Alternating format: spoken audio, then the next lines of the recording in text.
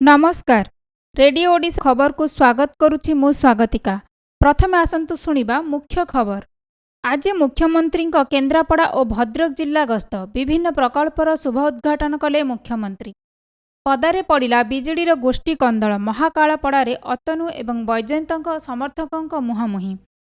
केन्द्रापड़ा जिलापाल ऑफिस आगरे जड़े व्यक्ति आत्माहुति उद्यम गुरुतर अवस्था कटक मेडिकल को स्थानांतर। कटक मधुसूदन आईन महाविद्यालय उठिला साइन डाए। भिजिलेंस जाल भद्रक जिला राहांज सरपंच। नयागढ़ मणिया थाना 22पल्ली अभयारण्य माओ पोस्टर। ओडिशा अभिमुखे झारखंड हाथी नीलगिरी रे हाथी आतंक। आज मुख्यमंत्री नवीन पट्टनायक भद्रक और केन्द्रापड़ा जिला गस्त करिसेंती। मुख्यमंत्री केन्द्रापड़ा जिला महाकालपड़ा बायाबाबा महाविद्यालय पहुंची विभिन्न योजना हिताधिकारी को सहायता प्रदान करने सह उपस्थित जनसाधारण को उद्बोधन देइछंती। एहा सह विभिन्न प्रकल्पर शुभ उद्घाटन करने सह विभिन्न प्रकल्पर भित्तिप्रस्तर स्थापन करिसेंती। एहा परे मुख्यमंत्री भद्रक जिला भंडारी पोखरी तहसिल पड़िया रे पहुंची विभिन्न प्रकल्पर भित्तिप्रस्तर स्थापन करिसेंती। सेठारे 8टी प्रकल्पर शिलान्यास करने सह जीवन बिंदु कार्यक्रम शुभारंभ करिसेंती। मुख्यमंत्री गस्त को नहीं भद्रक जिले में सुरक्षा व्यवस्था को कड़ाकड़ी करा जाइथिला।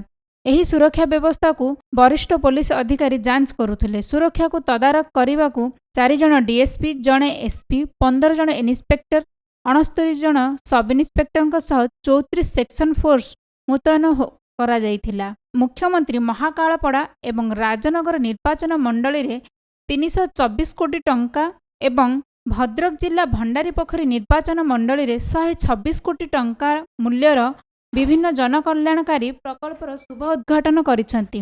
गुंडागिरी पाई चर्चा को आसीथिबा बीजेडी आज निज दल रे गुंडागिरी करने को पछाई नथिबा देखिबाकू मिलिछि।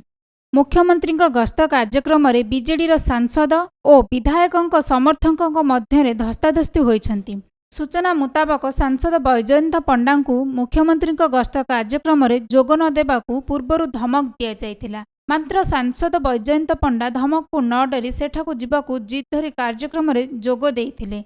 सांसदक जोगदान परे मंत्री और सांसदक समर्थकों मध्य धस्ताधस्ती और नाराबाजी होइथिबा जणा पड़िछि।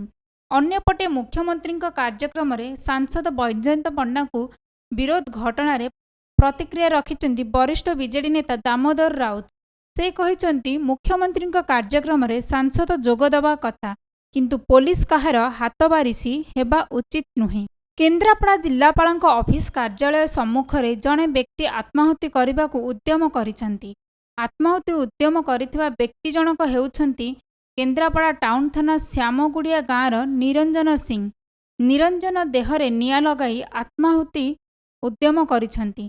तांकु गुरुतर अवस्था केन्द्रापड़ा मुख्य चिकित्सालय रे भर्ती करा जायछि। तांको स्वास्थ्य अवस्था अधिक गुरुतर आड़कू गति करिबारु परवर्ती समय रे कटक बड़ मेडिकल को स्थानांतर करा जायछि। तेबे वर्तमान सुधा आत्माहुति करिबार कारण स्पष्ट होई नाही। कटक मधुसूदन आईन महाविद्यालय आज साइन डाए उठिथिबा सूचना मिलिछि। कॉलेज अध्यक्ष एसके नंद कॉलेज साइन डाए उठिथिबा नेई सूचना देइछन्ति। दुई छात्रगोष्ठी मध्य गंडगोल को नहीं गत 28 तारिख एही महाविद्यालय रे साइन डाए घोषणा होई। आय बहिर्भूत संपत्ति ठूल करिथिबा अभियोग रे भद्रक जिला राहांज सरपंच रवींद्र साहू घरे भिजिलेंस आज चढ़ाऊ करिछि। भिजिलेंस एका संगरे सरपंचक 3टी जगार चढ़ाऊ करिथिबा जणा पड़िछि। सरपंचकर राहांज स्थित बासभवन, खैरा स्थित शशुर घर और पंचायत कार्यालय रे एककालीन रेड करिछि। सरपंच हेबा पूर्वरु से जने डीलर भावे कार्य करुथबा जणा पड़िछि। नयागढ़ जिला मणिया थाना 22पल्ली अभयारण्य रे माओ पोस्टर देखिबाकू मिलिछि। पुलिस को खबर न देबाकू माओ पोस्टर रे उल्लेख करा जायछि। पुलिस को खबर देले हत्या करा जिबार धमक मध्य दिया जायछि। लोकमाने माओ पोस्टर को नहीं भयभीत होई पड़िथिबा देखा देइछि।